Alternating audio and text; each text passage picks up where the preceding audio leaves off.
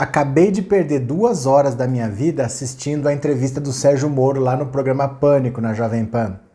Se fosse possível dar mais de um like, vocês deveriam dar 10 likes cada um para ter valido a pena o que eu fiz. Fiz isso porque eu amo muito vocês, mas não foi fácil. Mas tem reflexões importantes, então vem comigo que eu vou te explicar.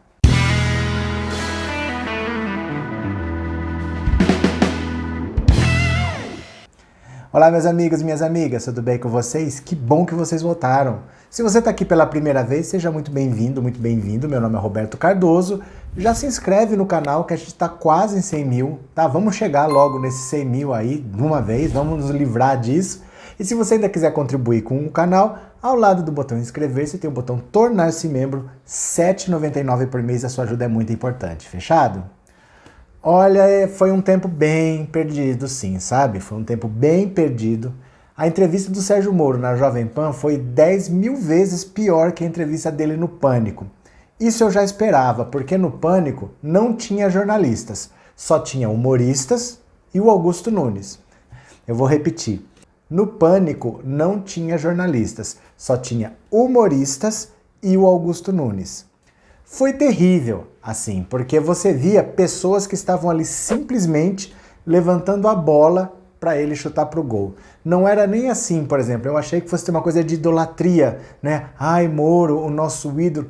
Não, parecia que realmente assim, ó, vamos fazer essa pergunta porque é boa para ele. Vamos fazer aqui porque é boa para ele.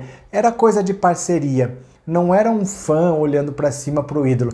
Era realmente uma parceria. E de prático não se extrai nada, tá? O Sérgio Moro só fugindo dos assuntos, falando o que interessava, mas ele nitidamente ele não tem propostas, ele não tem plano, ele não dá um dado concreto do que ele fez, do que ele quer fazer, ele só fala genericamente sobre as coisas. Mas, por exemplo, teve algumas coisas interessantes como o Lorde Vinheteiro. O Lorde Vinheteiro é um personagem que tem lá, é um cara pianista que toca música clássica, e ele perguntou para o Moro se o Moro não queria criminalizar o funk, porque o funk só fala de violência, se ele não pensava em proibir o funk. O Moro não falou nada com nada, mas sabe quando eu ouço esse tipo de proposta, eu fico tão chateado, porque é uma coisa tão elitista, uma coisa tão contra o pobre, porque a pessoa dizer que o funk tem que ser proibido porque fala de violência é uma idiotice. Porque não é a batida do funk que é violenta, é o que as pessoas falam. Se você proibir o funk, o cara pode falar de violência com um fundo de rap, com um fundo de sertanejo, com um fundo de samba de break, com um fundo de valsa vienense. O ritmo não importa. Se ele está preocupado com a mensagem de violência, porque ele quer criminalizar o funk, em vez de eu fazer um funk de apologia à violência, eu posso fazer um tango de apologia à violência. Mas será que é tão difícil entender assim? E se música levasse alguém para a violência, se fosse possível esse tipo de influência, filmes de guerra levam para a violência, videogames de matar pessoa levam à violência, a maioria dos jogos violentos, esses de tiro que mata, são produzidos no Japão. É ou não é? Tem país mais pacífico no mundo do que o Japão, um país que não tem violência, que não tem crime. Eles jogam videogame de manhã até de noite, ninguém fica violento. Então é muito fácil você chegar e você culpar a violência pelo Rambo, ou falar que é aquele joguinho do não sei das quantas, eles que são culpados da violência. A pessoa tem que ser muito tapada para falar uma coisa dessa. E o outro ponto assim que houve um pouquinho de climão, bem pouquinho, mas teve, foi quando a Marina Mantega fez uma pergunta, porque ela participa sempre do Pânico, a Marina Mantega.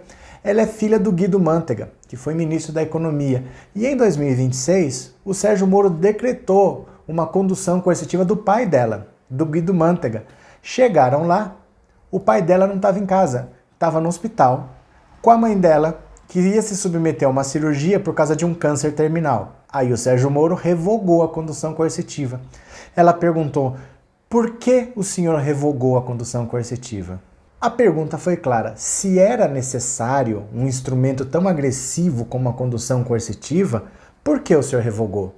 Se o senhor revogou, então não era necessário. Poderia esperar um momento propício, né? Ah, mas é uma questão humanitária, veja bem, às vezes nós temos que tomar questões duras. E é claro que ela não enfrentou. Ela fez a pergunta que ela queria fazer ele não respondeu e ficou por isso mesmo. Mas o que me deixa realmente triste é que assim, eu tenho idade para ter visto a ditadura. Eu tenho 47 anos, eu nasci no meio da ditadura. E naquela época existia censura. Você tinha que ter um censor em cada jornal, um censor em cada emissora de televisão, uma emissora em cada rádio, decidindo o que poderia sair ou não. Naquele tempo, se o censor falasse não, é não, e não saía.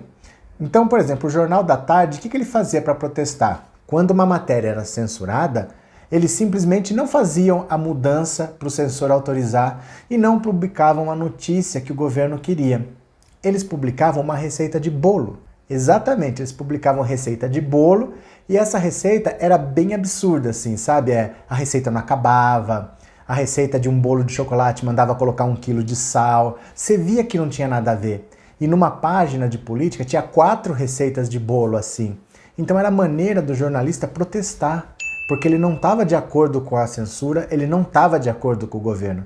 Hoje, a gente nota que não precisa de censura, porque toda a mídia, eu não vou falar toda porque também seria injusta, mas 99% da mídia está alinhada com o governo. Não é necessário uma censura a mais. Você entende? Você pode deixar a imprensa trabalhar, porque a imprensa está aí para passar pano mesmo. A imprensa não está aí para questionar, não está aí para investigar, não está aí para tentar descobrir o que está acontecendo. Você tem que peneirar e procurar com lupa um meio de comunicação hoje que seja investigativo, que queira elucidar, que queira realmente descobrir quem é o culpado pelas coisas. Porque a grande mídia fez um pacto de falar assim, olha, para nós, combate à corrupção é assinar embaixo do que o Sérgio Moro fazia.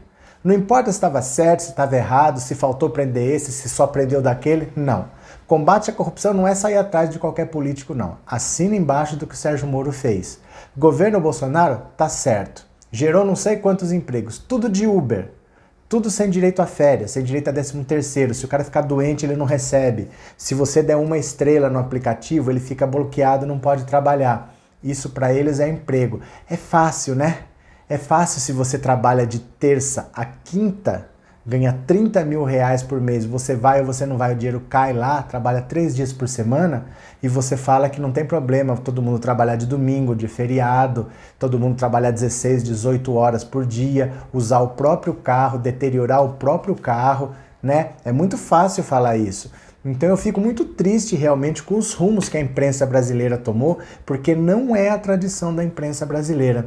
Tá? Nós já tivemos muito mais combatividade, nós conseguimos sair de um período de trevas em que nós estávamos enfiados, muito por causa do apoio da imprensa. A imprensa que estava alinhada com o governo era muito pouca, né?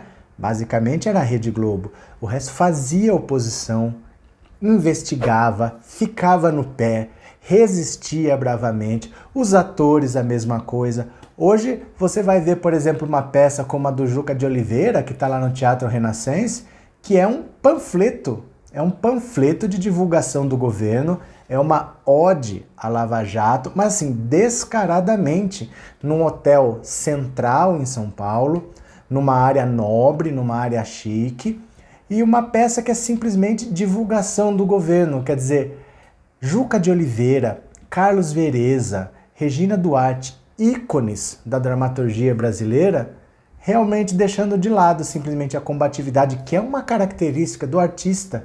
O artista quer liberdade para passar pano para governo. Que fim de carreira, não? Que atentado à própria história deles. Mas hoje eu vou dizer para vocês, quando vocês virem uma entrevista do Sérgio Moro, uma entrevista nos órgãos de imprensa convencionais, você provavelmente, infelizmente, está perdendo o seu tempo. Tá? Você assista os outros canais de esquerda, vá para a mídia alternativa, para as pessoas que estão tentando trazer um pouco de verdade para você. Não estou falando só do meu canal, eu falo sempre.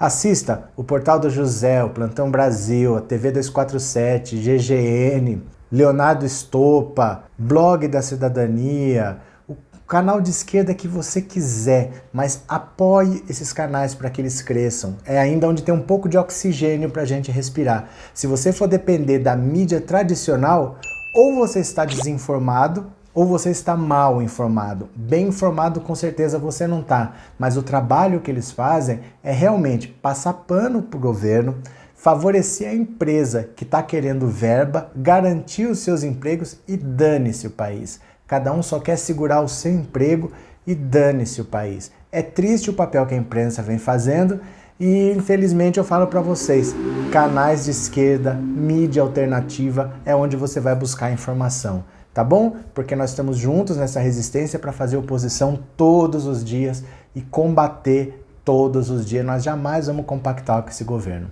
Fechado, meus amigos?